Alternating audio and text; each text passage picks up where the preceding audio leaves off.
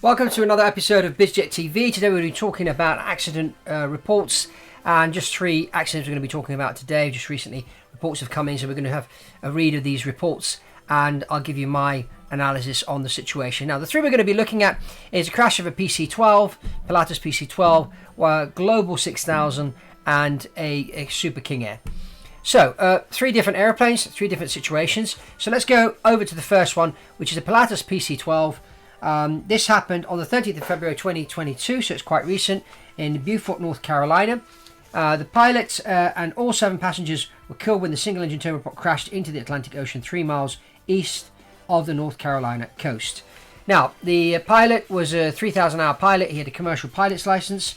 Apparently, he was a very good pilot.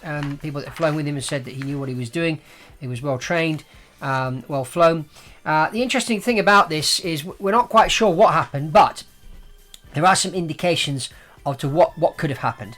Now, it said here the flight departed Hyde County Airport and at 13:35 local time. Pilot made contact with air traffic control to request VFI flight following at 3,500 feet in clearance for a GPS approach to runway 26 at KMPH, which is the airport they're going to. Now, 3 minutes after takeoff, the controller advised the pilot that a restricted area 5306A was active. The pilot acknowledged and promised to remain clear to the east. At 13:41, the controller made a multiple unsuccessful attempts to advise the pilot that he was about to enter restricted airspace, and to reduce the risk of collision, the controller instructed military traffic in the restricted area to remain at or above 4,000 feet. So it's a series of calls going back and forth, and so they were near this restricted airspace. There was military activity going on. It says here, in the next 7 minutes, the controller asked whether the flight was on course and repeated the local altimeter setting, as radar indicated that Pilatus was 200 feet low. The pilot's readback of the altimeter setting was the last transmission received by ATC at 14:01. The radar showed the PC-12 abruptly climbing through 4,700 feet as its airspeed slowed to 103 knots. In the next minute, it disappeared from the radar without a distress call or emergency declaration. So this, to me, probably he saw another aircraft. There was maybe a collision. The pilot pulled up, which is why it climbed to 4,700 feet and the speed went down. I think this is what happened. These things don't just fall out the sky. The fact that it was a military area there was something going on, and they haven't told us what's going on yet. But I think that's what happened there. So no fault to the pilot there or to Pilatus for building the PC-12. I think this is just, unfortunate situation here where the airplane crashed into something or was trying to avoid something and then stalled, lost control, and then crashed. So that's what happened on that one. The next one is that of a Bombardier Global 6000. This happened on the 30th of December 2020 in Taichung, Taiwan. This was a positioning flight. It's funny how a lot of accidents with private jets happen on positioning flights. So there was 2 pilots on board, captain, first officer, both experienced, and flight attendant. They were coming in for the approach. It was very gusty, very windy. It says here that the flight data recorder showed that the approach remained stable until the first officer disconnected the autopilot at a radio altitude of 219 feet. That's 219 feet above the runway, basically, leaving the auto throttle engaged. At 70 feet, the jet slipped below the glide slope, and the pilot flying increased the pitch attitude about 1 degree to recapture it. 1 second after descending through 50 feet, the thrust levers were moved to idle. The airplane crossed the threshold at 34 feet, 124 knots, and a 5.6 degree pitch angle. It slowed to 113 knots at a 10.2 degree pitch angle before touching down with a vertical acceleration of 2.12 Gs, while banked 6 degrees to the right. Immediately after, the control wheel was turned from 62 degrees right wing down to 81 degrees left wing down, and the right main gear briefly lifted off the ground as the airplane rolled 9.4 degrees left. The autothrottle was disconnected, the right main touched down again, and the jet decelerated without further incident. So, lots going on there. What's the mistake here? I think it's pilot training. A lot of pilot training is all about flying around with one engine failures and things like that.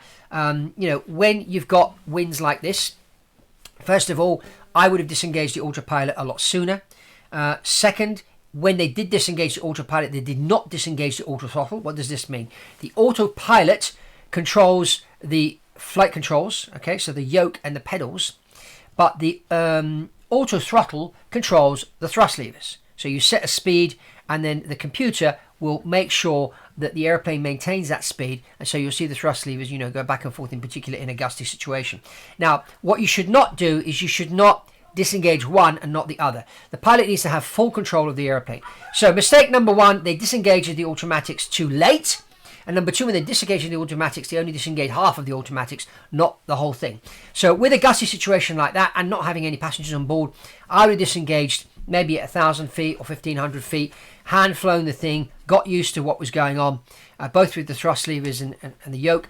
That way the pilot would have been more in sync. Because, disengaging things at just 200 feet, you really don't have much time to get into the swing and feel of what's going on, because in situations like that, the pilot really needs to feel the airplane. So I would say here, pilot training, certainly a big play in this. So no fault to the pilots if they haven't had this type of training. I would say, if you are an operator or you have a private jet owner, make sure your pilots do more simulator training, get them flying these type of scenarios. This was, the airplane was fully functional, both engines were functioning well. It was just a case of dealing with this turbulence and having practiced this, and have, a standard operating procedure that, when the weather is like that, have them manually fly, all the way down. To be more in control and get more of a feel for the airplane. That's what I would have done on that one. Now the next one is a King Air, and this is interesting. It's a Beech B200 GT Super King Air. This happened on May the 6th, 2021 in Gwalior Airport, Madhya Pradesh in India. Now the pilot here, the captain, had 12,300 hours. So someone would say, wow, he's very experienced. The accident happened at night. It was a visual instrument approach at night, which is a very, very bad thing to do. The approach lighting system led to the main landing gear catching the 15-foot high arrestor barrier located 240 feet before the runway 06 right threshold. The King Air, operated by State Government Department of Aviation, then pitched down and crashed nose first onto the runway, causing extensive damage, including the destruction of both propellers and the radome, collapse of all three legs of the gear, damage to both wings, engine nacelles, and the horizontal and vertical stabilizers, and fuel leaks.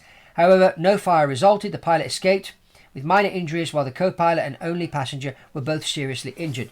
So now, what happened here? It was a visual approach at night, which is a very bad idea.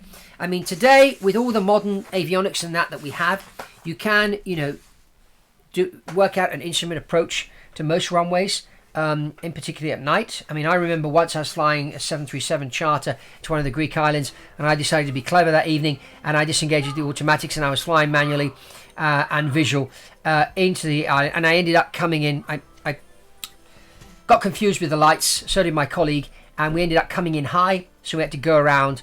When we went around, we came up and we joined the instrument approach again and came in and landed. So that happened to me once. Flying at night is a bit of a tricky situation. So it's always best to fly with your instruments, do the instrument approach. Don't try and be clever trying to do these visual landings and that. In this case, the pilot was experienced. What does experience mean? He had 12,000 hours, which is a lot of flight time, a lot of time spent in the air. But my question is, what about the training? What type of experiences this pilot had? What type of standards did he have? These are questions that, I don't know the answer to, but what I know from my personal experience, don't fly these visual approaches at night. Use the avionics you have on board. Don't try and be clever. Don't try and shave 3 minutes off your flight to get in early because you want to do a visual approach or try and impress somebody. We've got to stay humble with airplanes. You can get killed. In this case, people got injured. The airplane was a write-off.